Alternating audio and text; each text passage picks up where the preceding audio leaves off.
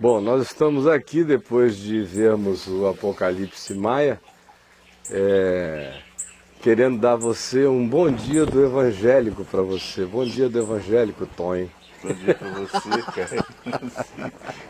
Parabéns. Johnny, bom dia do Bom dia. evangélico. Você já imaginou, Brasília, acho que é a única cidade do Brasil que tem esse tal do dia do evangélico. Ou já virou uma coisa nacional? Eu não né? conhecia, para mim é É surpresa. aqui.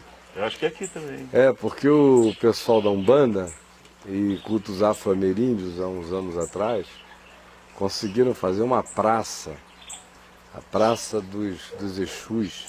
Aqui no Brasil? É, ali do outro lado, perto do lago, ali no Lago Sul. Tem lá, tem uns orixás, uns negócios lá. Aí os evangélicos ficaram um pau nas calças, né, com muita raiva. Baixou aquele espírito de Constantino. Roma é nossa. Que negócio é esse? E já estão nos traindo, já tem a Nossa Senhora de Aparecida com o seu dia. E nós não temos. Nacional, né? Então é interessante, aqui não tem o dia do católico, né? Tem o dia da Nossa Senhora de Aparecida. Agora, dos evangélicos, o dia do evangélico mesmo. Ele é que é o santo padroeiro De Brasília. de si mesmo. Aí emplacaram aqui esse tal do dia do evangélico. Que é uma coisa patética, né? Se Lutero e Calvino ouvissem uma coisa dessa, eles iam dizer, vão trabalhar, seus vagabundos. Porque a ética protestante é a ética do trabalho. Esse negócio de feriado para protestante mesmo é um absurdo. Protestante não gosta de feriado. Feriado é sábado e domingo. Ou dias especialíssimos. Fora isso, a ética protestante é uma ética de trabalho, dureza, frugalidade, essa coisa toda. De modo que, até do ponto de vista da reforma, com que eu particularmente não me sinto visceralmente identificado, reconheço e me sinto filiado historicamente ao processo e à contribuição do movimento, mas intrinsecamente a nada. A minha intrinsicidade só está no Evangelho. Mas se esses personagens originais da reforma acordassem agora, aqui em Brasília, e vissem o que você viu hoje de manhã, metrô entupido de gente com Bíblia na mão. Muito coque. Por quê? Porque é mais um dia para a igreja ganhar dinheiro, né? Então está todo mundo de folga, os evangélicos. Então duvido que as igrejas, especialmente neopentecostais, não tenham marcado 5 cultos hoje durante o dia, porque enche tudo, dá para ir todo mundo. E cada um dá A sua campanha continua, é um dia. Quer dizer, esse pessoal aí está trabalhando. Estão arrecadando. O dia do evangélico é muito útil, é um dia muito rentável para o comércio. Hoje eu não entrei no ônibus, eu fui jogado lá dentro. Quem vinha de trás era tanto, eu nunca vi tanta gente saindo de casa. Eu estava feliz, que bom, o evangelho é feriado, vai ser livre, né? Vou ir para casa do Caio tranquilo hoje. Que nada. Para entrar no metrô eu tive que empurrar. E para entrar no ônibus eles me jogaram lá dentro. Quem vinha atrás me empurrando, não tem como você sair dali não. Se um gaiato estiver no meio daquela confusão e ver que errou de ônibus, ele vai entrar no ônibus. Né? Vai, não tem jeito. Mas uma coisa tipicamente evangélica. Se o cara entrar para sair, meu irmão, é complicado. Só se a multidão te expulsar. Mas, pois bem, conquanto as duas coisas sejam muito parecidas, o dia do evangélico e o Apocalipse Maia, é o fim do mundo, nosso assunto é sobre o Apocalipse Maia. O Eric está dizendo, fala para o Caio que aqui em São Paulo, o Estevão estará pregando numa igreja em homenagem ao dia do evangélico, Deus nos livre. Não, faz todo sentido. O Estevão e o dia do evangélico é o patrono e os patronados. Está tudo mais do que perfeito. Não podia ter havido conciliação mais íntima e não poderia haver face que melhor expresse o que um dia essa comunidade foi, deixou de ser e se tornou para o seu próprio mal, do que esse ícone esteviano Não podia haver casamento mais profundo e a face não poderia assemelhar-se mais com o conteúdo. Então, bem feito para São Paulo, diria um amigo meu. Perverso. Mas lá não é feriado também não, né? A Adriana, que na família tinha uma pessoa que já faleceu, que todas as vezes que alguém dizia assim, que uma pessoa meio complicada tinha ido a algum lugar, por exemplo, dissesse assim, vamos supor que você fosse complicado pra caramba. E alguém dissesse, o Tonho está em Paris. Aí ele sempre dizia assim, bem feito para Paris. Vai ter que tolerar o Tonho lá, né? Mas olha só, o pessoal quer perguntar alguma coisa sobre o Apocalipse Maia? Por enquanto não está vindo nenhuma pergunta não. Bom, para mim, resumindo, isso tudo é para ganhar dinheiro. É para ganhar muita grana. O evangélico ou o dia do... Ambas as coisas, mas o Apocalipse Maia, que é o nosso tema. Você vê como as coisas estão interligadas, né? Pelo menos no que converge para o dinheiro. Mas é para ganhar muita grana, porque a pobrezinha da profecia Maia não é uma profecia, é um calendário. Não tem nada de... É só um Não, calendário. os maias não fizeram profecia sobre o fim do mundo acabando, nem nada disso. Eles só eram pessoas interessadíssimas nos ciclos da existência da vida. E eles mapearam 2 grandes ciclos, depois mapearam vários outros ciclos. O primeiro ciclo que eles mapearam foi o ciclo da vida, da concepção ao nascimento, que dá 260 dias. Então eles fizeram um mapeamento meticuloso do ciclo da vida. 260 dias? Entre o dia em que você transou com a sua mulher e ela concebeu, Tá. e o dia em que o seu filhinho nasceu, 260 dias. na média, se não houver nenhuma anomalia, são 260 dias entre a concepção e o nascimento. Ali o que eles viram detalhadamente, momento a momento, daquela evolução. E projetou isso para frente na vida Então, do... eles tratavam aquilo ali como o calendário mais sagrado, era o calendário da vida, de 260 dias. Não tinha nada a ver com os astros, tinha a ver com o ciclo da vida.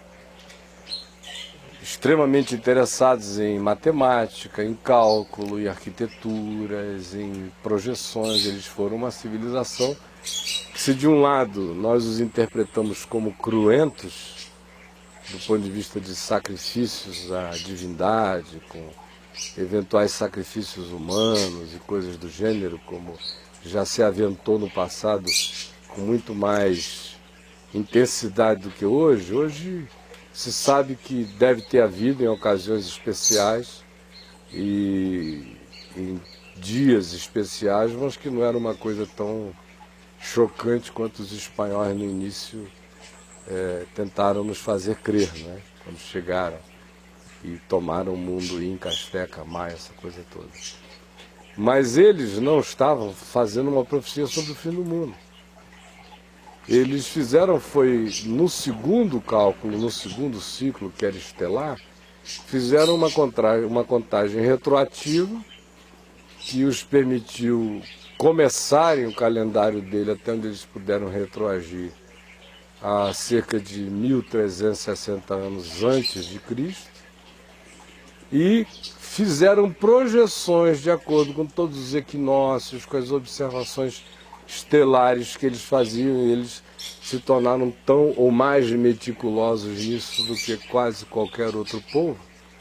Os egípcios tiveram uma cultura precisa nesse sentido, os sumérios, precisíssima, né? Com os zigurates, a Torre de Babel era um observatório estelar, de modo que a antiguidade dedicou-se a isso. A Torre de Babel era um zigurate.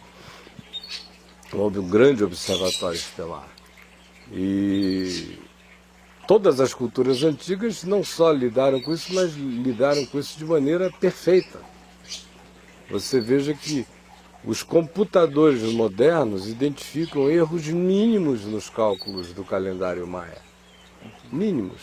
Você vê a meticulosidade, a precisão, sem nenhuma tecnologia mas como o elemento da observação, quando se dedica meticulosamente a alguma coisa, prova que não tem máquina de cálculo, nem quântica, nem de nenhuma outra natureza, com potencial de alcance do nosso cérebro, da nossa mente, dedicada a algo, né? Ainda é mais do que de uma mente, mas de milhares de mentes. No caso deles, isso virou uma cultura de estudo. Uma coisa muito interessante que eu estava assistindo sobre isso deles é que como está tudo em movimento e como está tudo muito longe, para nós, se o Cruzeiro do Sul nasce nesse lugar às 8 horas da noite, daqui a milênios ele vai passar a nascer 9 horas da noite, porque está tudo em movimento. Eles conseguiram observar essas coisas? Eles calcularam todas as variáveis das dinâmicas do cosmos. Isso é que é fantástico, porque o mundo para eles não era fixo, o universo. Eles calcularam essas variedades e chegaram com uma precisão extraordinária, calculando todas essas variáveis. Sem computador. Sem computador. Há uma projeção que os levou 5.000 anos, praticamente para diante, 3.000 e tantos anos adiante. O que, com as conciliações de calendários, que tem que ser um outro cálculo danado, porque o nosso calendário está errado 5 para 6 anos. Não é? Juliano, né? Jesus nasceu, de fato, no ano 5º antes de Cristo. Foi um cálculo errado que fizeram, projetaram 5 anos para depois do nascimento de Jesus. De fato, Jesus morreu no ano 27 da era cristã. Morreu antes de morrer. O Jesus da história nasceu antes do Jesus do cristianismo e morreu antes do Jesus do cristianismo e ressuscitou antes do Jesus do cristianismo. Mas, pois bem, então, fazendo essas conciliações, isso nos levaria a 21 de dezembro de 2012, no nosso calendário, conciliando com o deles. Acontece que no calendário maia, isso também apontaria, indicaria para uma época de um alinhamento do Sol. O Sol se interporia entre o planeta Terra e o centro da galáxia. Ele ficaria exatamente no centro. E aí a única coisa que o calendário maia diz é isso, e não é a primeira vez. Isso acontece de tempo em tempo, é um ciclo longo, mas ele volta. 5.000 e tantos anos. Volta e volta. Então, eles apenas reconheceram esse ciclo. Sem terem verificado nenhum para trás, eles verificaram a factualidade do ciclo em si. E apontaram o fim, não do mundo, daquele ciclo, nessa data. Mas não fizeram o mundo acabar. Só disseram isso, até onde eles calcularam. Fizeram um trabalho maior do que o nosso, que a gente não calculou isso aí para frente ainda. Agora os computadores calculam fácil. Mas eles fizeram o cálculo deles e, quem sabe, simplesmente encheram o saco. Quem sabe, olha, 5.000 e tantos anos é ano demais, chega, né? Se alguém chegar depois da gente, calcule o resto. Eles que calculam. Mas não, essa é uma época tão apocalipsista. A nossa. O resto é ilação. Os maias não fizeram nenhuma profecia do fim do mundo. Nós é que estamos fazendo. Como nós fizemos do alinhamento dos planetas anteriores. 80 e pouco, não foi? O último que teve foi aquele de 98. Que se o mundo não acabou para ninguém, acabou para mim. 98. Um alinhamento dos planetas desgraçado. Mas no fim só fez coisa boa, veio novo céu e nova terra. Mas em 70 e pouco, foi 80 e pouco, teve um outro alinhamento dos planetas. Pois é, até que Abraão de Almeida escreveu o livro. Roberto Macalister estava vivo. O Abraão de Almeida escreveu um livro, O Alinhamento dos Planetas. Fez o maior bafafá. Aí eu me lembro bem que no dia do alinhamento dos planetas, amanheceu um dia lindo, foi 80 e não sei o quê. E você de olho, né? Vamos ver. Eu não estava de olho, porque eu já, desde o dia que declararam o alinhamento dos planetas, eu disse que era furado. Eu estou dizendo que essas coisas são furadas desde que eu nasci, meu irmão. Não, eu tô falando, se marcou data, eu chuto a bola, bem isola a bola para fora. Eu digo, vai correr atrás, vê se é gol. E aí, aí amanheceu um dia lindo. E eu tinha um almoço marcado com o Roberto Macastre, com o Bispo Macastre. Aí nós fomos almoçar, encontrei com ele lá em Botafogo, saímos para um restaurante, não me lembro aonde. Ele gostava sempre de uns bons restaurantes e eu não recuso, acho uma maravilha. Aí fomos comer uma boa comida. Aí quando a gente ia entrando no restaurante, o velho Bispo Macastre olhou, era na Praia do Flamengo, no Alcaparras, se não me engano. Ele olhou assim para cima, aquele céu lindo, pão de açúcar deslumbrante, corcovado, Rio de Janeiro lindo, Baía de Guanabara. Ele falou, irmão Caio, acho que eu vou fazer um telefonema para o Abraão de Almeida, hoje, dizendo a ele, meu irmão, agora está na hora de você lançar o segundo livro da série. E o tema deve ser Desculpem Qualquer Coisa. Em 98, mesma palhaçada. Em 2012 eu estou preparando já as minhas férias, assim, mais longas para 2012. Que deve dar muita praia, deve ser muito gostoso. E marcaram, né? Só marcam para furar, né? A Valnice tinha marcado, fez contas e cálculos. Aí marcou uma primeira vez, depois recalculou, aí foram para 97, aí era 97, o senhor ia voltar, aí depois recalcularam, aí já foram para 2007, já foi um ano também catastrófico, agora estão jogando para 2012. Essa é uma era adventista extraordinária, porque gera uma grana danada. Olha, já fizeram um filme em cima dos pobres dos maias, que não fizeram profecia nenhuma do fim do mundo, apenas cansaram no calendário. Chega, 5.000 anos para frente, tá bom, né? De bom tamanho, né? Aí não, porque eles pararam a contagem ali, o mundo tem que acabar naquele dia. Aí vem o filme, vem os livros, quantas dezenas de livros já fizeram. E de documentários. É grana, grana, grana, grana, e a otarice continua. Todo continua. E continua as dos crentes também, porque não tem um dia que eu não receba 1, 2, 3, 4 e-mails me perguntando sobre a profecia maia e o fim do mundo. E vai cansando, por isso que eu resolvi botar esse documentário hoje. Na época de Jesus, haviam muitas profecias. O povo estava preparado para algo que ia acontecer para a vinda de Jesus, não é? Mas não eram nem tanto profecias com essas configurações cósmicas, como ficaram inauguradas especialmente com Jesus. Porque apocalipsismos e a literatura apocalíptica não é uma invenção cristã. Ela é pré-cristã. De fato, os apocalipses judaicos inauguraram a sua era com Daniel, que é o primeiro Apocalipse, é o primeiro livro apocalíptico, de fato, da Bíblia e da literatura judaica.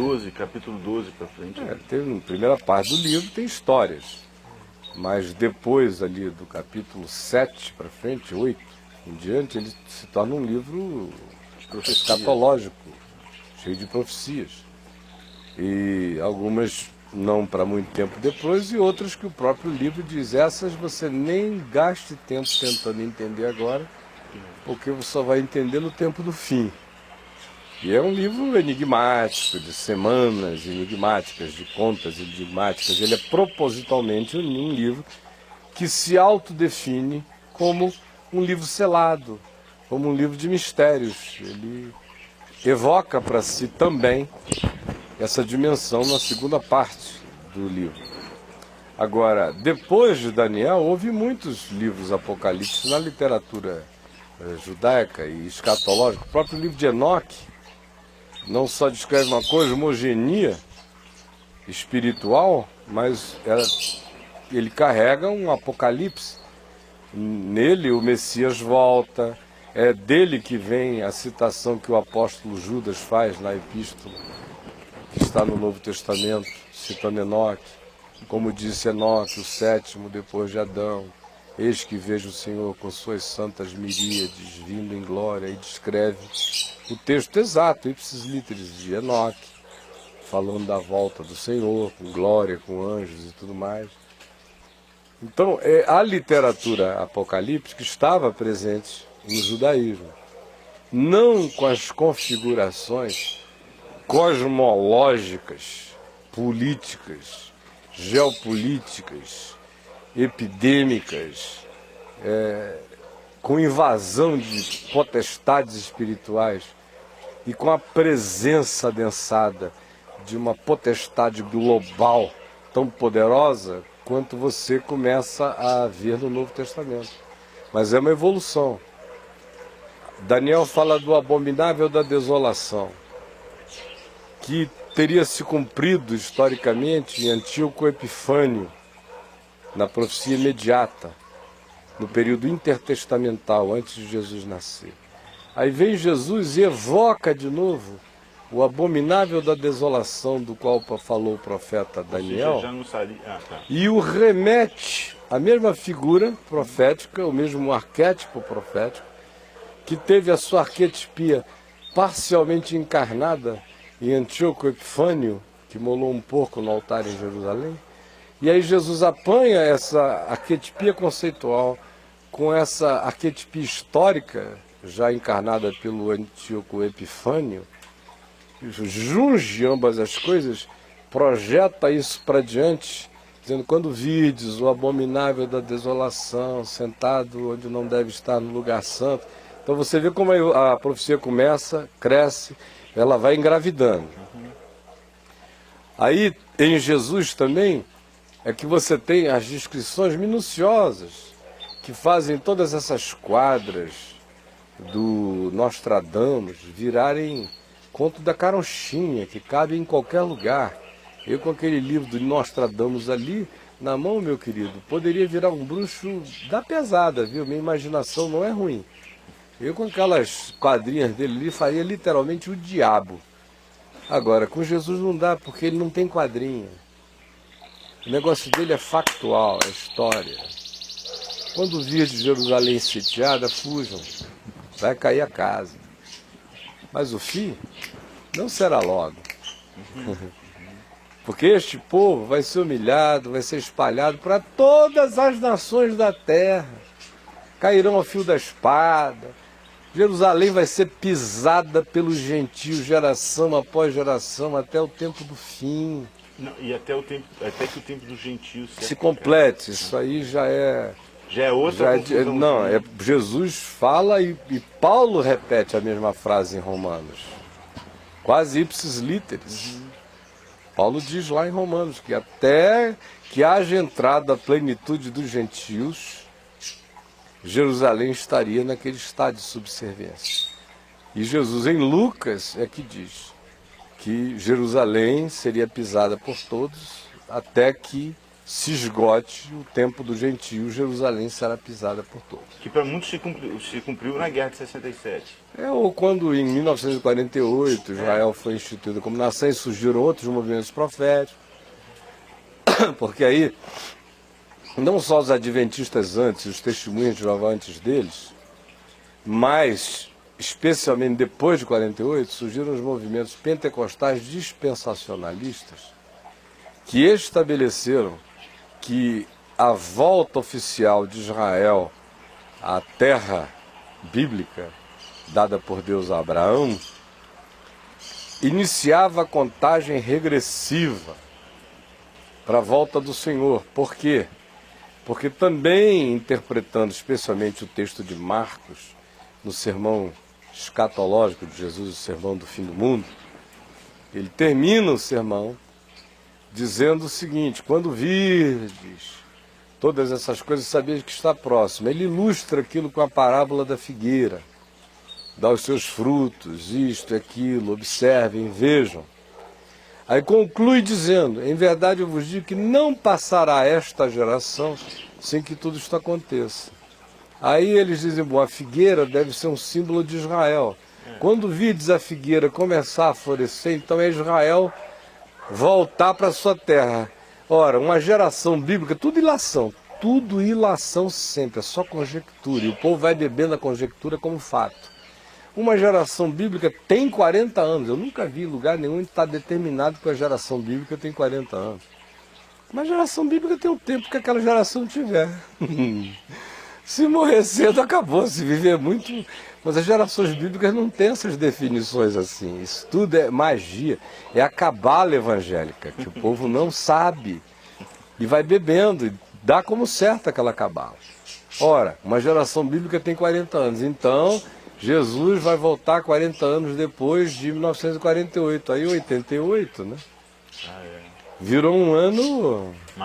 Mágico, fabuloso. Aí depois não foi ainda. Aí joga para 98. Aí vão jogando, vão postergando. E vão virando aqueles adventistas elásticos.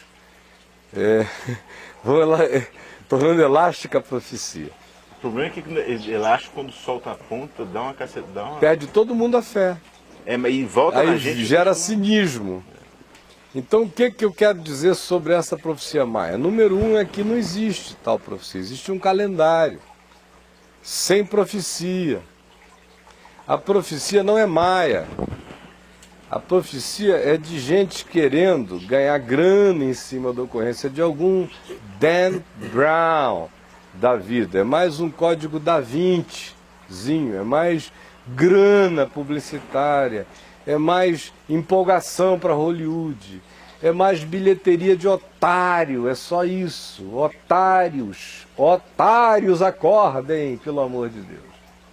Então, no que tange a profecia maia, é só o que eu tenho a dizer.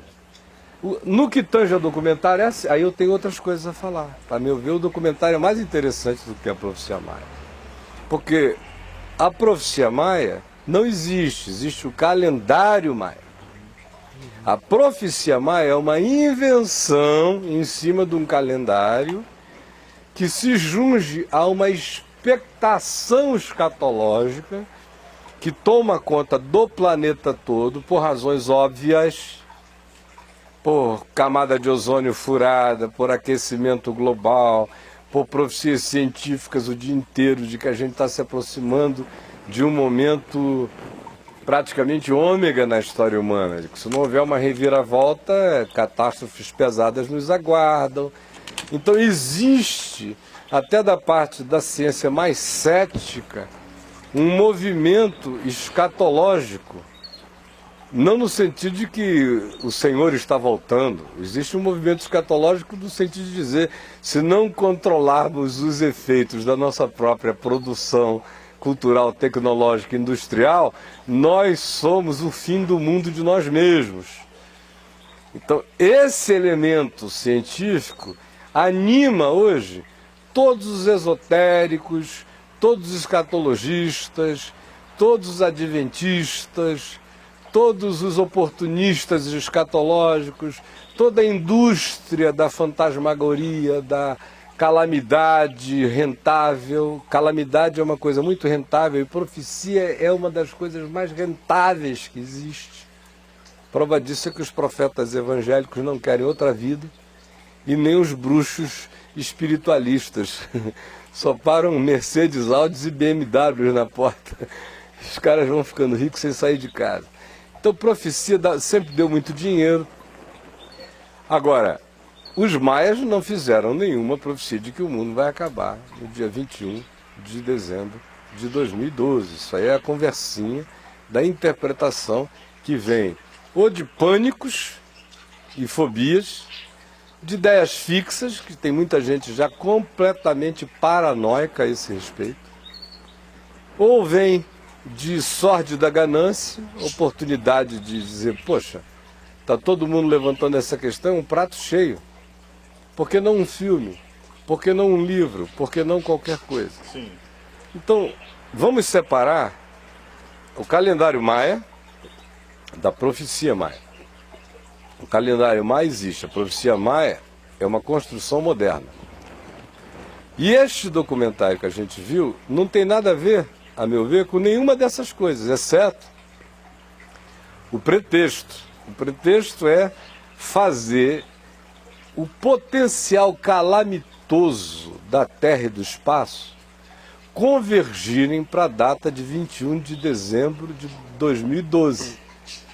Ou seja, o que o documentário fez? Aproveitou todas as profecias científicas, ou os medos científicos, ou os riscos científicos, ou as advertências científicas, ou as ilações científicas, ou seja, as ficções, algumas com mais fundamentação, outras com menos fundamentação, algumas com alguma probabilidade, outras praticamente sem nenhuma probabilidade, mas não importando o nível da probabilidade, todas com alguma possibilidade, fizeram a convergência disso tudo por uma data única. Tanto é que o documentário faz questão de tratar aquilo como um dia. É um dia desgraçado, né? Era um dia assim, mais do que o dia da ira do Cordeiro, porque o dia da ira do Cordeiro no Apocalipse é devagar. Aí, primeiro vem os 4 cavalos, aí vai, é um processo histórico, fenomenológico. Cavalo branco, domínio, todo imperialismo e dominação acabará gerando guerra. Toda guerra acaba gerando crise econômica. Toda crise econômica acaba trazendo a morte. Isso é um fenômeno natural. Não tem nada misterioso sobre isso. Isso é o primeiro aspecto fenomenológico da história humana. Era misterioso para mim ouvindo isso, o mistério acabou. Então, nada misterioso. Aí, os outros prosseguimentos, depois do hiato do capítulo 5, 6, né? Aí vem os 7, os 4 cavaleiros, aí começam, depois do 4º cavaleiro, a abrirem-se selos.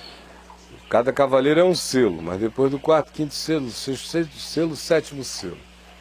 Aí cumpre-se o mistério revelado, mas que ninguém sabe que mistério é esse, aos antigos profetas. Daí vem dar-se a ideia de que pode ser o tal do arrebatamento da igreja, que vai acontecer, eu não tenho a menor ideia quando. Então por isso é que eu digo que, se for, tudo bem, se não for, eu não especulo. Não gosto de especulação. Olha, quanto à data eu não tenho problema. O meu único problema do arrebatamento é se a nossa roupa vai ficar ou vai com a gente. Você está com medo de perder o guarda-roupa, meu? Não estou na roupa que a gente está usando. Né? Essas perguntas bobas. Será que a roupa que eu estou usando vai comigo ou vai ficar aqui montinho no chão? Já pensou você subindo pelado, Fonseca? É feio demais. Mas você subir com roupa, sinceramente, todo mundo, rapaz. É muito feio. Deus não vai deixar isso acontecer com a humanidade. Isso não é um arrebatamento, é um balançamento. Aí, pois bem, então indo para o Apocalipse de novo, se bem que isso é uma imagem bem apocalipse. Mas voltando para o Apocalipse, tudo tem uma gradualidade. Primeiro é destruído 1/3 da vegetação da terra. Aí vai. Depois é destruído 1/3 da água do mar. Depois 1/3 das fontes das águas. Aí vai, os homens não se arrependem. Aí fazem isto, aquilo outro. Continuam nas suas idolatrias, bruxarias, materialismos, culto a si mesmo, narcisismo satânico. O Apocalipse vai descrever. Nem então, aí o pau engrossa de novo.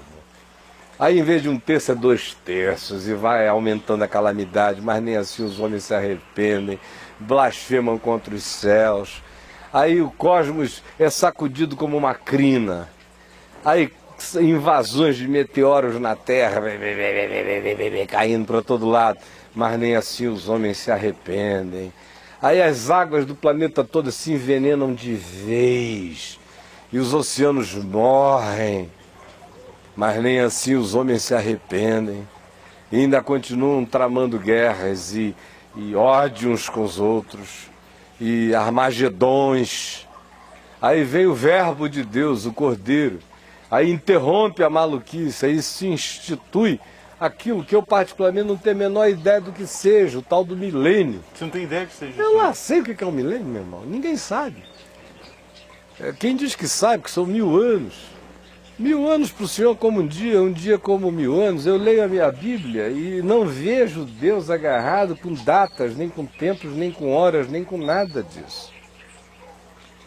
Quando eu fico sabendo que alguma coisa, eu só fico sabendo pela Bíblia o que se cumpriu, nunca o que vai se cumprir. O que vai se cumprir eu sei que irá, quando? Nunca. Quando nunca. As profecias, praticamente todas elas só são passíveis de verificação a posteriori. Depois, A priori, elas são animadoras da fé e da esperança. A posteriori é que elas viram fatos históricos pontuais que aí catapultam a fé pelo cumprimento delas, mais ainda para você continuar crendo no restante do que está projetado. Essa é a mecânica existencial e espiritual da existência da profecia. Nada mais do que isso. Então, aí viria ali no Apocalipse aquele intervalo, mas depois de um tempo, Satanás sai a recrutar tudo que é joio da terra outra vez, a moçada se organiza numa milícia final de morte, aí é quando, enfim, vem o fim de todas as coisas. Mas você vê que no Apocalipse não tem nada acabando num dia. Um dia do Apocalipse é feito de milhares e milhares de dias, de um processo muito longo. Então eu acho que nós pusemos o pé na porta do querubim. Eu venho dizendo isso com intensidade. Eu acho que se há uma geração que botou o pé dentro de um tempo de aceleramento escatológico, é a nossa. Porque o processo apocalíptico vem acontecendo desde Adão. O processo apocalíptico. Quando João escreveu o livro do Apocalipse, ele descreveu um processo que já tinha começado muito antes dele. O Apocalipse é o livro da história humana também. E que teve, no modelo romano dos dias de João, a maquete arquetípica que tanto serve para interpretar as Babilônias do passado, quanto servia para interpretar a Babilônia do presente, que era Roma, como serve para interpretar qualquer outro momento babilônico da história humana, como servirá para interpretar o último momento babilônico da história humana. Só que quanto mais a gente se aproxima do tempo do fim, mais aceleradas ficam as coisas. Como diz o profeta Daniel, o saber se multiplica e com a multiplicação do saber há uma aceleração de todos os processos. Então nós estamos vivendo num tempo em que, conquanto a maior parte das profecias bíblicas estejam por se cumprir, a possibilidade de que elas se cumpram num aceleramento de tempo como nunca nós vimos antes é enorme. Porque Jesus usou também expressões graduais e expressões súbitas na descrição desse processo escatológico. As descrições graduais acontecerá isso, mas o fim não será logo. Ou ele descreve alguma coisa e diz, antes, porém, de todas essas coisas acontecerem, ele descreve uma quantidade enorme de outras que só poderiam acontecer num longo espaço de tempo. Então ele afirma umas súbitas, como então se verá o Filho do Homem vindo nos céus. Isso é súbito, como ladrão de noite. Mas antes da subteza, ele descreve processos históricos que tem que caber guerras e rumores de guerra, nação contra nação, revoluções e revoluções em muitos lugares, pestes, terremotos, calamidades. É um processo histórico. Quanto tempo você acha que leva uma guerra? E guerras e rumores de guerras, e guerras frias, e guerras mundiais, e revoluções, e revoluções, e revoluções. A gente ainda está agora comemorando a Revolução Cubana, que não acabou. Então, meu amigo, há processos longos nas descrições de Jesus, e há subtezas. Subtezas é a queda de Jerusalém. Quando virdes, fujam. Rogai para que não seja no sábado. Subteza é o Filho do Homem aparecer nas nuvens dos céus. Mas o resto é processo histórico. E tem um momento no processo histórico em que Jesus introduz o elemento da subteza de novo. Que é quando ele diz, porque os poderes dos céus serão abalados. Mas os poderes dos céus serão abalados já vem depois de um processo tanto histórico, lento, quanto um processo de descrição cosmológica lento. Porque antes disso, na Terra, na geopolítica da Terra, a gente já falou guerras, revoluções, todas essas coisas ditas antes. do ponto de vista da natureza, o mar subindo, subindo, subindo, que deve indicar degelo. O fato é que os homens estariam apavorados com os mares na Terra, com o levante dos mares, com a força das ondas. Os oceanos virariam uma fonte de pânico para a humanidade, Jesus disse, por causa do bramido do mar e das ondas. O que é uma expressão assim enigmática, poderosa, mas que faz os homens também desmaiarem de terror pela expectativa das coisas que sobrevirão ao mundo. Ou seja, seria uma turma antenada. Esse apocalipse aí, o que tem de gente, a gente não tem ideia. Imagina um cara sem Deus no coração, sem Jesus, sem esperança de vida eterna. Imagina você, Tony.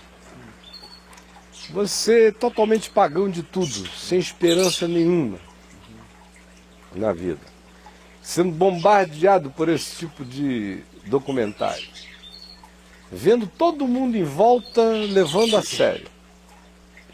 Não é à toa que a doença do século XXI seja a síndrome do pânico. É impossível a alma não ficar panicada.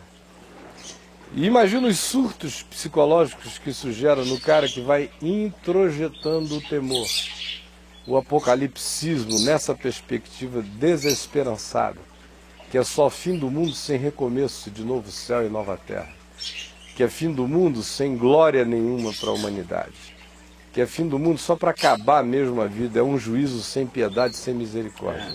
O que isso gera? Isso gera, meu amigo, mais orgia, mais devassidão, mais loucura, mais pânico. Deixa eu aproveitar o resto de vida. Mais desenraizamento com o tempo, com a história, mais perda de maternidade, de paternidade afetiva, mais meninos e meninas novos chegando na idade da procriação, declarando que nunca vão querer ter filhos, porque não querem trazer nenhuma criança para esse mundo. Mais desesperança existencial se instala e com ela, com quase toda a desesperança, vem cinismo. E com ela também surgem os espíritos suicidas. A desesperança ou produz um cínico, se o cara for resilient, for resistente, e se ele não for, é um suicídio em potencial, que tanto pode fazer mal à própria vida, quanto pode ir fazendo mal gradativamente à sua própria vida. Se a gente já sofre naturalmente da fobia da morte, existencialmente falando, individualmente, que é aquela contagem regressiva, acerca da qual Hebreus fala, que Jesus veio para nos libertar do pavor da morte, da fobia da morte, que esse pânico humano, que coloca o cara em todo desvio de caminho, porque ele fica inconscientemente dizendo está acabando, está acabando, está acabando, ele quer fazer valer, aí o cara entra em todas as frias do mundo. Por isso a meia-idade é uma época tão desgraçada para tanto surto na mente, porque o cara faz uma soma e diz, já foi a metade, e não foi legal, deixa eu ver se eu desconto atrasado, aí é que ele se despiroca, desculpe a expressão, né? de cabeça. Mais do que isso, imagina numa perspectiva global. Se a fobia da morte no nível individual, sem nenhuma data marcada, já gera os surtos de desvio existencial, de pânico psicológico, que criam no coração das pessoas, para todo lado. Agora, imagine isso se tornando um fenômeno global. O que está gerando na Terra hoje.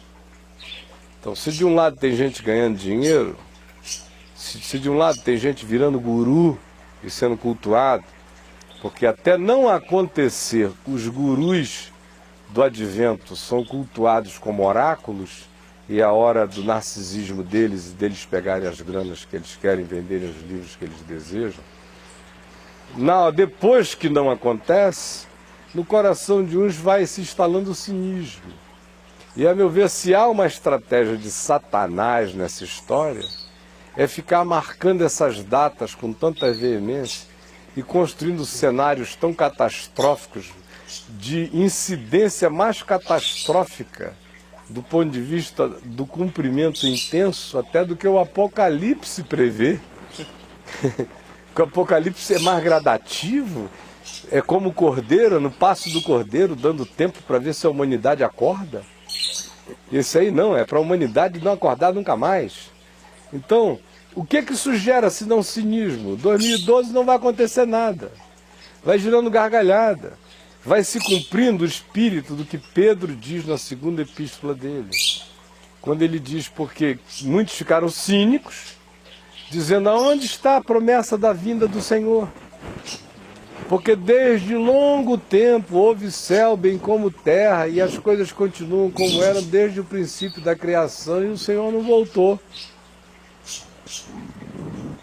E Pedro disse que isso geraria cinismo e morte da esperança. Ora, Pedro dizendo isso, nos dias dele já tinha essa expectação. E Pedro, hein? É. E Pedro, que não... Agora imagina, 2000 anos depois, com esse bombardeio todo, o nível de cinismo que não vai se instalar. Ora, basta marcar, desde que eu estou vivo, já marcaram umas 7 a 8 datas. Fora as que eu conheço antes de eu existir, as que eu conheço pela história. As datas de fim do mundo. No cristianismo, provavelmente o acontecimento mais marcante nos primórdios tenha sido o movimento montanista, de Montano, que fez lá os cálculos dele e levou o povo para se refugiar de fato dos montes, esperando a volta do Senhor a qualquer momento. Um dia, olha, o Senhor não voltou, instalou-se o primeiro movimento adventista frustrado, de cinismo. Aí eles têm que reinterpretarem tudo e projetarem para diante. Na época, por exemplo, da Reforma Protestante, o Papa parecia tanto com a besta, e não tem a menor dúvida de que a Igreja Católica, se hoje não é a besta, durante pelo menos uns bons 1000 anos ela cumpriu esse papel legal, como um abominável da desolação sentado no lugar santo. Cumpriu esse papel arquetípico legal. Ela foi um Antíoco Epifânio, imolou-se como uma porca no trono de Deus. Com toda aquela nojeira daquele papado safado, cretino, matador e homicida, um período de chamada Idade das Trevas, sem exagero, era a idade da macumba cristã. Ora, quando a Reforma Protestante chegou, não era possível para um protestante recém-saído daquela macumba católica não pensar que o mundo estava acabando. Então os movimentos escatológicos na época da Reforma Protestante também foram fortes, identificavam o Papa com a besta. O Vaticano estava no lugar certinho, que era em Roma mesmo, na geografia do poder, legal.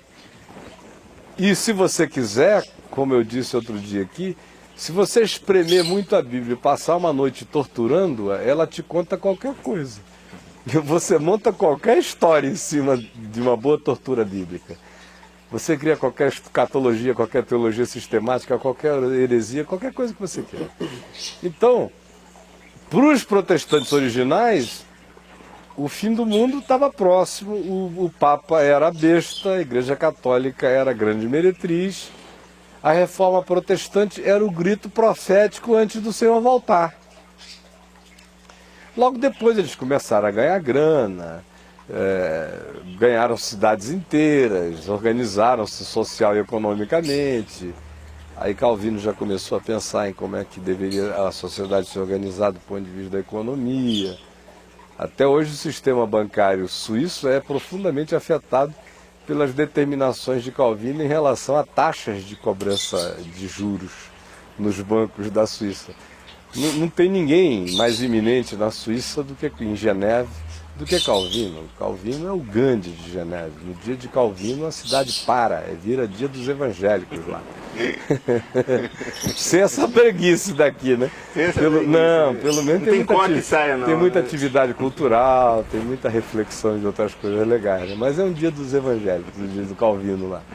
Então, daí depois disso, no tempo dos avivamentos protestantes, ingleses, europeus e americanos, Todos os avivamentos foram muito baseados em movimentos escatológicos. O Senhor está voltando a qualquer momento, a qualquer momento. E o Senhor está voltando mesmo a qualquer momento. Só que ninguém precisa fazer disso a bandeira paniquenta. Porque quando o crente fica dizendo que o Senhor vai voltar, ele não está falando de esperança, ele está tentando tocar terror dos caras. Tem inclusive um disco. A última trombeta. Olha, qualquer um se converte com aquele disco. Converte não. Ninguém se converte com medo. Mas ali o cara dá um Não jeito se converte não, ele só vira evangélico. Ele vai para o dia dos evangélicos. Então, medo não converte ninguém. Dá um sustinho rápido, mas não muda o coração. Então, no tempo dos avivalistas, outra vez houve grande fervor escatológico. E nesses fervores escatológicos, inevitavelmente se estudam as profecias e quase que inevitavelmente o cara cai na tentação de começar ou marcar data ou marcar épocas aproximadas, quando não marca data. Aí as coisas ficam pretas, ficam brancas, ficam amarelas, ficam rosas. Aí cai tudo no descrédito. Aí vem uma outra geração de cínicos que não querem nem ouvir falar. Dependendo da expectação que animou a geração anterior, a geração seguinte, frustrada, fica cínica que não quer nem ouvir falar. Só que esses ciclos eu já vi demais acontecendo, não só com os meus olhos, mas pelo conhecimento histórico. Você vê o ciclo de crenças escatológicas exacerbadas, não cumpridas, geram anticrenças escatológicas. Você quase que vê, se você vê a história dos movimentos de doutrina escatológica, você vê que surgem os movimentos hiperadventistas, não se cumprem, aí, ato contínuo, surge um novo escatologismo, como um amilenismo, que diz, não, que é dos escatologismos o mais tranquilo. É o amilenista, ou aquele milenista progressivo, que diz, se tiver um milênio, é a humanidade que vai realizar isso pelas suas evoluções. Ou então aquele amilenismo que diz, não, de fato a gente não sabe de nada, vamos ficar só aqui vendo o que dá.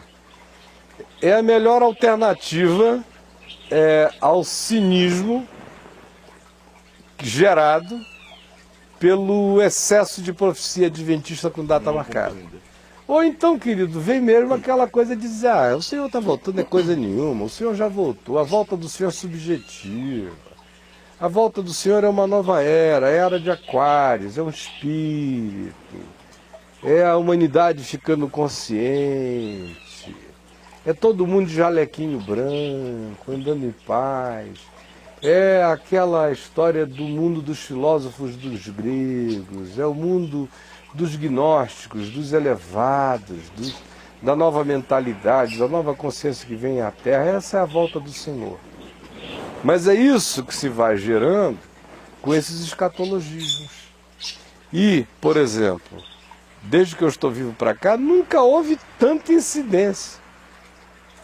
Desde que eu comecei a pregar o Evangelho para cá, a maior parte das coisas foram anunciadas. Nos últimos 40 anos já se previu a volta do Senhor 7 vezes. E agora tem mais o calendário Maia. Assim, pode-se dizer que o calendário Maia, diferente das outras profecias, carrega um pouco mais de coerência pelas catástrofes naturais que nós estamos passando. O calendário Maia, em si, ele não prevê catástrofes. É o fim de um ciclo. O fim de um ciclo. Os humanos modernos é que pegaram o calendário e como o calendário termina num alinhamento do Sol com o centro da galáxia, interpondo-se entre o centro da galáxia e a Terra, começaram as ilações que não vieram nem de cientistas. Você vê no próprio documentário, a cientista da NASA dá uma gargalhada. Bom, por mais que seja assim, não é a primeira vez que acontece. E essas emanações de energia solar não teriam esse poder todo. Para chegarem com esse poder todo aqui, alguma coisa na galáxia teria que acabar por completo. Eu acredito que a única coisa de atípica que irá acontecer será justamente o fanatismo da população, né? Talvez destruição, massa, assim, mas nada que tenha a ver exatamente com a realização O fato é o seguinte, se no dia 21 de dezembro de 2012 tiver um terremotozinho em São Francisco, a costa oeste americana vai ser vandalizada todinha, só isso. Um terremotozinho, não precisa ser nem daqueles grandes que eu já peguei lá, de viaduto caindo e tal. No passado eu já peguei 2 brabos lá. Não precisa nem ser daqueles 6 na escala Richter. Se der, vai estar todo mundo já tão preparado que, meu amigo, a primeira coisa que eles fazem é invadir o supermercado, arrombar tudo, sair vandalizando, levando coisa para casa, porque o mundo está acabando. Aí o homem mata homem, é uma desgraça. Mas eu ia dizendo, esse documentário serve, a meu ver, muito mais para ajudar a ilustrar o que numa sequência do livro do Apocalipse, a gente pode vir a experimentar, quando eu digo a gente, as gerações futuras podem vir a experimentar gradualmente coisas em proporções desse tipo. Gradualmente.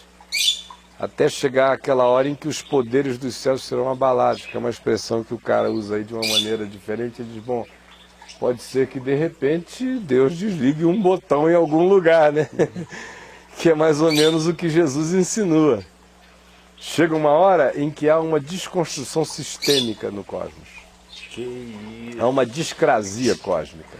Que isso. Que é, os poderes dos céus serão abalados. Quais são os poderes dos céus? Os poderes dos céus não são feitos de macro entidades. Os poderes dos céus são feitos de micro entidades.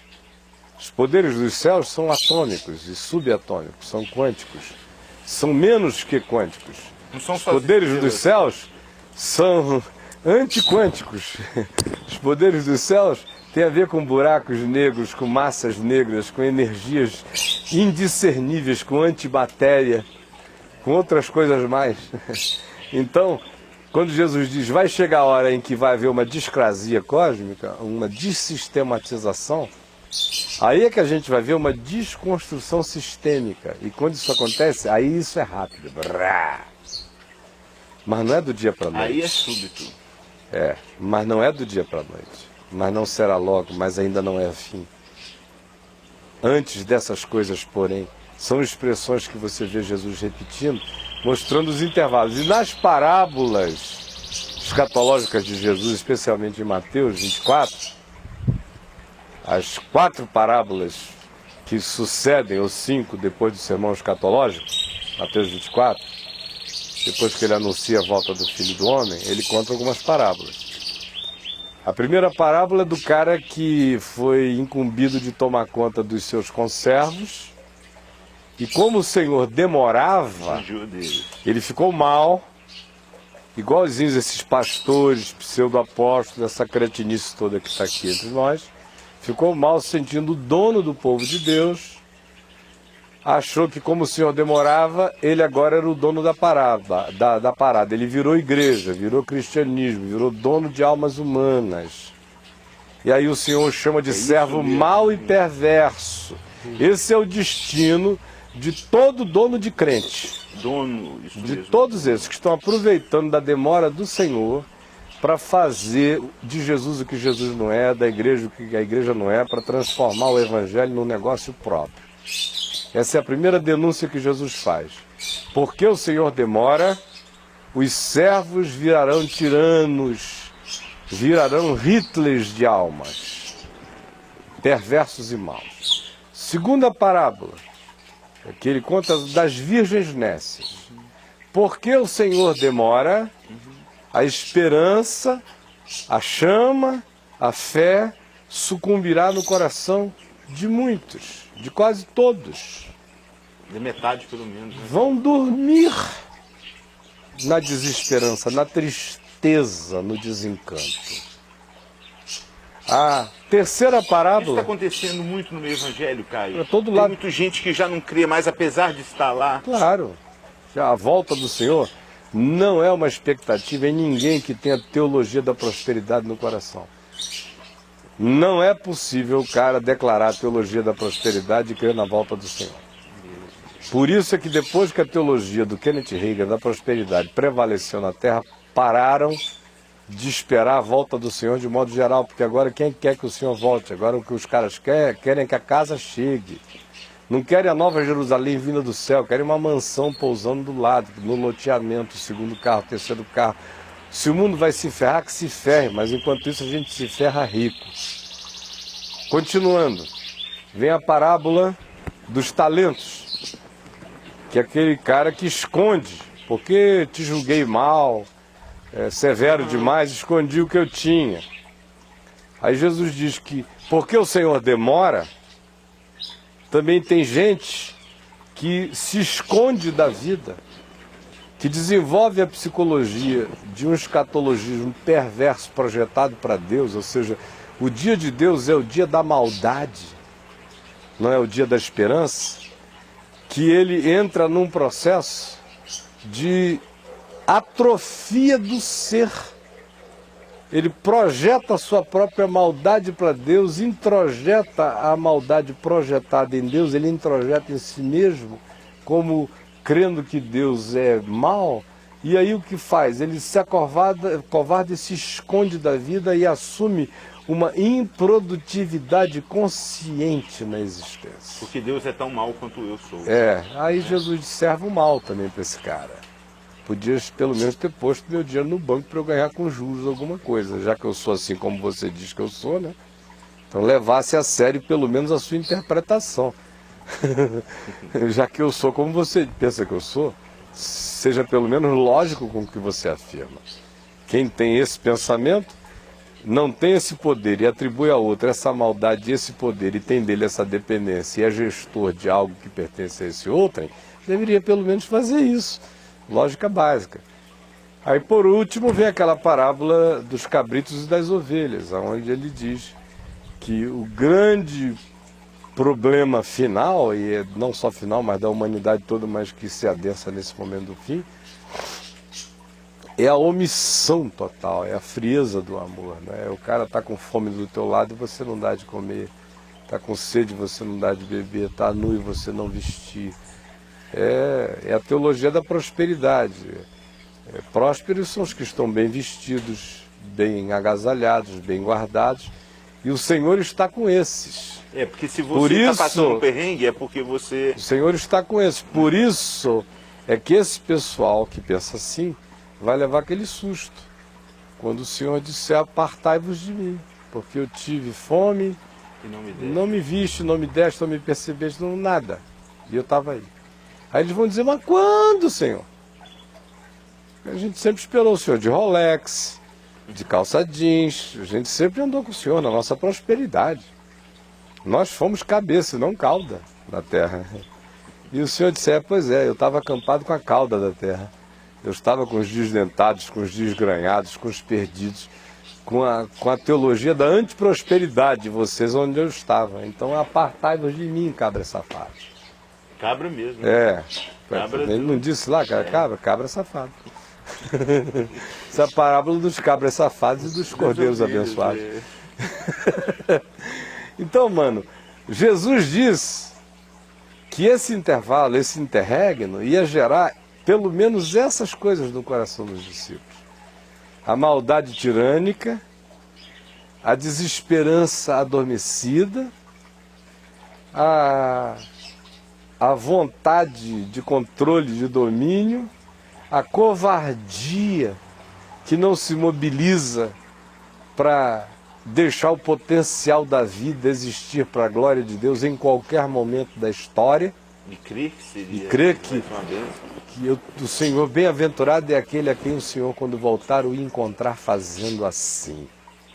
Essa é a realidade. Ou então é aquela frieza que decorre do fato de que, por se multiplicar a iniquidade, o amor se esfriará de quase todos. É o que esse tipo de escatologismo, anunciado com essa bombasticidade e não cumprido com a realidade com a qual não se cumprirá de novo, gera esse tipo de reação no coração humano. Porque o que é saúde em relação a Jesus é por você poder saber que ainda existem provavelmente uma quantidade enorme de coisas a se cumprirem, que eu não sei como elas se cumprirão, eu especulo apenas. Não sabe por quê? São muito grandes? Porque ninguém nunca soube para trás, porque que eu que vou saber para frente. Porque o que tem diferente na minha cabeça, ou na cabeça de qualquer um, de um surtado de hoje? Isso é tudo surto, meu irmão. Os caras não sabiam para trás, porque eu é que vou saber para frente como vai ser. Se Jesus disse que era para eu não gastar tempo com isso, era para eu viver o dia chamado hoje. Pregando o Evangelho agora, isso é que eu sei. Eu não estou aqui para fazer exercício Spielbergiano de como será o fim do mundo. Eu estou aqui, eu sei que acontecerá e que não acontecerá para o fim. Acontecerá como recomeço, novo céu e nova terra. Enquanto isso, o meu chamado é para anunciar a boa nova hoje. Só isso, mano. E quem ouve, que o viva hoje. Hoje. E o mundo para mim acabou na cruz de Cristo. Já estou morto. Eu já sou filho de uma escatologia realizada. Eu morri com Cristo. Ressuscitei com Cristo. Estou assentado nos lugares celestiais em Cristo Jesus e voltarei com Ele. Então, para mim, o mundo já acabou. Eu estou aqui como anjo, como gritando missão de Deus na terra. O mundo para mim já acabou, já recomeçou. Já estou em Cristo, da Nova Jerusalém. Já sou membro da igreja dos primogênitos arrolado nos céus. Meu nome está no livro da vida. Profecia Maia é um palitinho aqui no dente, só para nada. E eu nem uso, eu prefiro dental floss. Não é nada, eu tenho Jesus, não é o calendário Maia. E o Evangelho para pregar na vida e na terra. Então, muitas coisas vão se cumprir. Eu não sei com que caras elas se cumprirão, eu só especulo. Agora, que o Senhor vai voltar, vai. Quando Ele voltar, eu quero que Ele me encontre, não sabendo como as profecias foram, não sendo Oswald de Souza das profecias. É Oswald de Souza, aquele matemático? Que prevê os resultados? Oswald de Souza das profecias. O Caio foi o Oswald de Souza das profecias. Deus me livre. Eu quero que quando o Senhor volte, Ele me encontre, tratando os irmãos como servo, sem abusar de ninguém, sem estar ali querendo tirar osso e nem me apropriar de nada da vida humana. Ao contrário, eu quero que Ele me encontre servindo os meus irmãos até o fim. Segundo, eu quero que Ele me encontre com a minha chama acesa como nunca. Quero ser uma virgem com tesão pelo noivo eterno. Até o fim da vida. Maranata, o meu tesão eterno pelo meu Salvador. Minha chama viva. Minha conjugalidade, meu casamento, minhas núpcias que não serão interrompidas por ninguém. Quero que quando Ele chegue, Ele encontre no meu coração, na minha vida, os talentos que Ele me deu desenvolvidos ao extremo. E não é porque eu corri mais do que eu deveria ter corrido, não é porque eu viajei mais do que eu deveria ter viajado, não é porque nada quantificável se estabeleceu a mais dentro de mim. É porque tudo qualificável se expandiu até onde foi possível em mim. Esse é o talento que Ele quer que cresça. Não é algo para fora. O banco onde a gente deposita para, se não estiver fazendo nada, pelo menos render alguma coisa, é o descanso na graça. Agora, se quiser fazer render alguma coisa, trabalhe e desenvolva a salvação para que a graça não seja vã na sua vida. E quando o Senhor voltar, eu quero que Ele me encontre de todo o coração como aquele que vai ser mais assustado do que qualquer outra coisa. Eu quero ouvir dele que as grandes obras da minha vida não foram as que eu pensei que fiz. Foram todas aquelas que na espontaneidade do ser eu fiz sem perceber. E aí Ele vai dizer: bem-aventurado, servo bom e fiel, Lembra naquele dia que eu estava morrendo de fome e você deu de comer para aquela pessoa? Eu comi aquele pão. Eu bebi aquela água. Lembra daqueles caras todos que você visitou na vida que ninguém queria visitar? Eu te abracei em cada visita daquela. Você lembra? De todo mundo, para quem todo mundo desviava a cara e você ofereceu a sua, foi meu rosto que você viu. Você lembra aqueles que eram ameaça para todo mundo, mas não foram ameaça para você? E você disse, chega aqui que tem um telhado, que tem um amparo. Foi a mim que você botou embaixo do braço naquele dia. É só isso que eu quero. Essa é a minha escatologia. Esse é o meu calendário maia. É viver um dia depois do outro com graça, misericórdia e bondade até o fim da minha existência. Hã? Isso é maior do que o teu dom de pregar. Não existe dom de pregar sem isso. Sem isso, qualquer pregação é bronze que soa, é símbolo que retine. É pregador evangélico no dia do evangélico, gritando as virtudes dos evangélicos, com um bando de evangélico com sino no ouvido. Só isso. Bom, eu estou a fim de terminar. Deixa eu fazer só um pai bola aqui com a turminha. Podemos ir. Quem sabe melhor, pai bola, vamos lá. Nem que você fala assim, tá no site.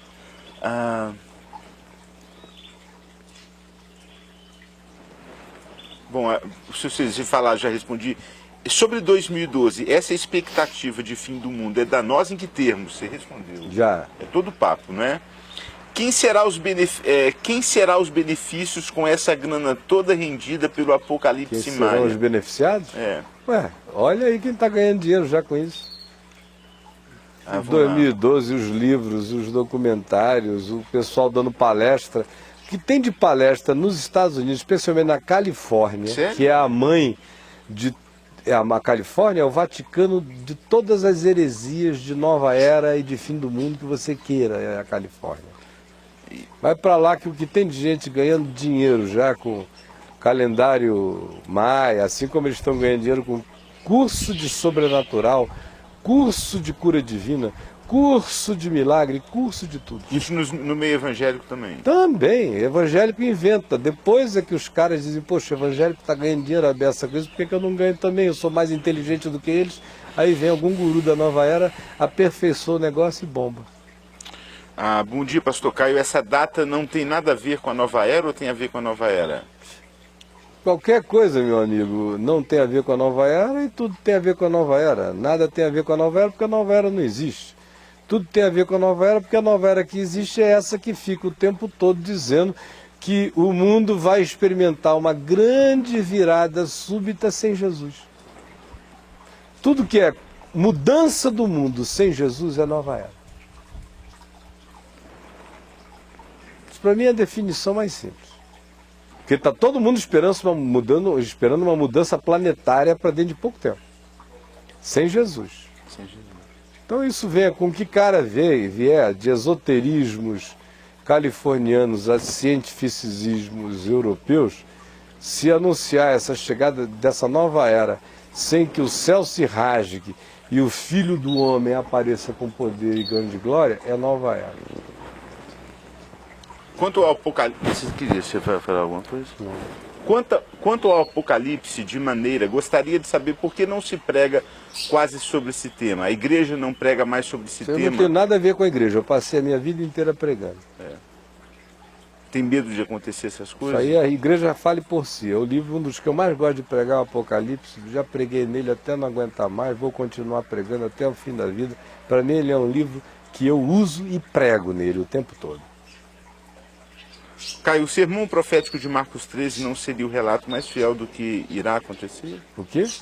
O sermão profético de Marcos 13 não seria o relato mais fiel do que irá... Eu não sei, eu não considero Marcos um texto mais inspirado do que o de Mateus, nem o de Lucas. Eu considero o Evangelho, eu faço a síntese dos 3, dos 4, das cartas. E essa síntese, para mim, gera um monolito bem harmônico de sentidos e conteúdos, mas eu não caio nesse esqueminha de arqueologia textual, dizer que o Marcos é o mais verídico dos evangélicos só porque é o mais velho. Eu não entrei nessa doença, não. E tem gente... Se meu pai não é mais verdadeiro do que eu. Essas coisas, tem gente preocupada. Papai é mais verdadeiro do que eu? Não. E tem Só gente... porque ele foi mais velho? Claro que não. Meu filho, o Ciro, é menos verdadeiro do que eu, Claro só porque eu que sou? Mas tem gente que cai nessa bobagem. Ué, essa pergunta parte desse pressuposto. Marcos é o evangelho mais velho. Sobre ele foram erigidos os demais, provavelmente. Especialmente Mateus, que é Marcos mais a soma dos oráculos do Senhor e algumas parábolas. Lucas fez um trabalho que usou Marcos, usou Mateus, provavelmente algumas outras fontes. João é que não quis escrever um evangelho histórico organizado e disse que escreveu uma mensagem pinçando dela o que ele quis pinçar apenas para declarar uma coisa, que Jesus é o Cristo, Filho de Deus, e para que crendo vós tenhais vida em seu nome. Ponto. Qual seria a sua posição? A millenista, pós-milenista ou pré-milenista? Nenhuma delas. Tudo é furado. Jesus não inventou nada disso. Foi com o cristianismo, cara. Pedro não era pré-milenista, nem pós-milenista, nem Paulo, nem João, nenhum deles. Se falasse isso com eles, iam dizer, sei lá. Isso aí é coisa para vender livros. Esses caras não entenderam ainda. A Bíblia não é a milenista, nem pré-milenista, nem pós-milenista, nem pré-tribulacionista, nem pós-tribulacionista, nem nada disso. Ela diz como as coisas serão, não diz em que sequência, não diz em que ocasiões, não diz com que configurações, apenas diz, vem, virá e não tardará, e o sábio mantenha-se vestido de branco, ungido, mantenha a chama acesa, mantenha-se rico de boas obras, mantenha-se cheio de graça, é só isso. O resto é manipulador de um lado, ou então aquele crente que começou a estudar num seminário, achou que tinha descoberto a pólvora, entrou na cabala escatológica dos crentes, que é uma cabala, aí ficou inspirado, escreveu um livro, ganhou uma grana, disse, é por aqui mesmo, eu vou, e tem um monte de gente achando que é uma maravilha. Agora marque a data, que é para o seu livro também acabar logo.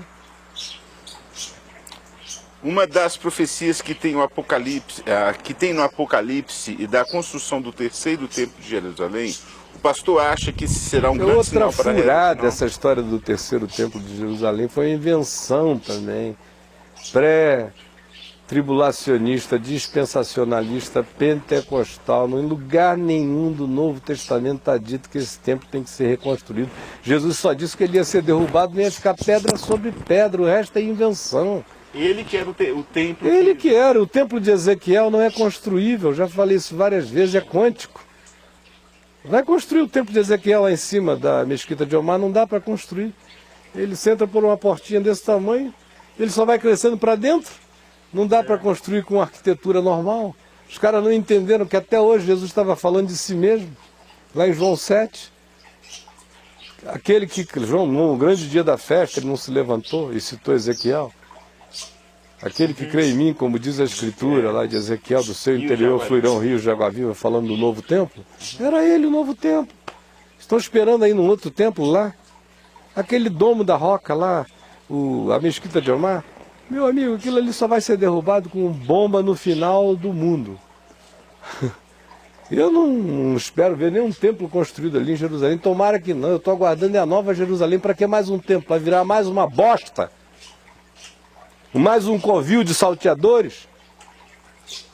Mais uma universal jerusalêmica? Para que eles querem? O primeiro templo de Salomão foi um cocô. O segundo de Herodes foi uma bosta. O terceiro só pode ser do anticristo. Eu nunca vi templo no Velho Testamento. Deus lutou contra o templo, era um tabernáculo. Aquilo ali era vaidade, foi concessão à vaidade. Concessão igual Deus fez ao divórcio. Por causa da dureza do vosso coração, fazei este templo, seus idiotas. Vocês não querem seu templo? Façam essa porcaria. Eles não conseguem nem entender a Bíblia, nem o espírito do que está escrito. Aí querendo o terceiro templo de Jerusalém. Para quê? Um Taj Mahal? Pede ao Donald Trump para construir lá. Um idiotado desse. Fazer um templo de ouro para a glória de Deus em Jerusalém.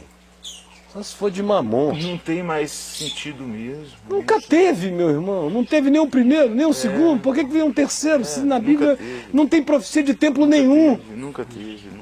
Nenhum. Nem antes, nem durante, nem depois. Nunca teve. Tudo invenção. Olha, escatologia bíblica, 90% do que o povo lê é invenção, ficção, construção, sistematização feita por cabecinhas de nós. Uma última pergunta, Caio. Quantas pessoas seriam salvas da fome, da miséria, se todos os templos já construídos se revertessem em pão, em comida, em socorro para essas pessoas? Hein? Um bocado, né? Puxa vida, hein? Um bocado, não precisava nem transformar em pão, bastava abrir a porta e fazer de cada templo uma escola, uma creche, um abrigo, um misha. Porque a ONU diz que as áreas mais inúteis do planeta Terra são os templos cristãos. A ONU falou isso? É, já tem mais de 40 anos que eu li essa estatística. Não tem área menos inútil na Terra do que os templos cristãos, exceto os templos da Universal, que não figurava naquela estatística porque lá pelo menos tem reunião 5 vezes por dia. Para arrecadar dinheiro, claro. Seja lá como for, ainda que seja objetivo bancário. Está sendo usado. Né? Mas bancariamente é um templo usado. O caixa funciona o dia inteiro recebendo. E o mercado ofertando produtos. O bazar está em pé. Fora isso, os templos cristãos, católicos, protestantes em geral, são as áreas mais inúteis do planeta. Abrem para aquelas missazinhas, para aqueles cultos. Olha só, imagina. Igreja presbiteriana, para não falar de outras, deixa eu falar do berço onde eu nasci. Quarta noite, domingo à noite, domingo de manhã. E o resto, na média, fechado. Aquela construção imensa. Fechado, não pode fazer nada lá dentro. Se um garoto entrar com uma bola é pecado. O lugar é santo. Não pode tirar as cadeiras lá de dentro, jogar um basquete. É pecado. Não pode tirar tudo que é cadeira, fazer uma festa. Não pode arrancar tudo dali de dentro, fazer um jantar. Não pode arrancar tudo e funcionar de segunda a sexta uma escola para crianças. Até pode, mas não fazem. E quando fazem, não é nunca no templo. Tem que ser num lugar que eles construam lá atrás para esse propósito. Porque o templo não pode ser poluído pela atividade impura de crianças aprendendo a ler, escrever e a brincar. Isso tem a ver com aquela sua pregação que você diz que o sagrado a gente faz, o santo é, né? O santo a igreja se transformou num lugar sagrado. Né? O sagrado ela faz. Exatamente. O santo é. Quem é. O sagrado é que tem que ter essa frescura toda. Uhum. Né? Tem mais alguma pergunta aí?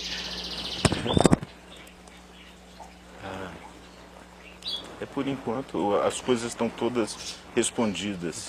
Tá tudo misturado, tudo escatológico aí, né? Mas grande parte você já vai respondendo e fica muito chato. Fica muito ruim eu te perguntar uma coisa que você já acabou de responder. Uhum. Então por isso que eu não estou fazendo algumas perguntas. Pronto.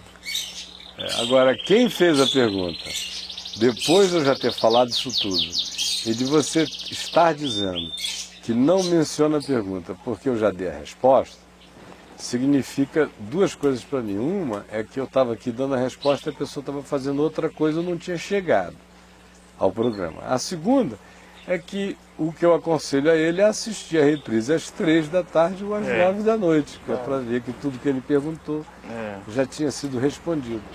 Talvez ele não tivesse prestado atenção ou tenha chegado atrasado à nossa conversa. Né?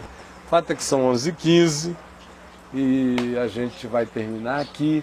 Beijo. Eu espero que de algum modo que nós tenhamos conversado lhe tenha sido útil.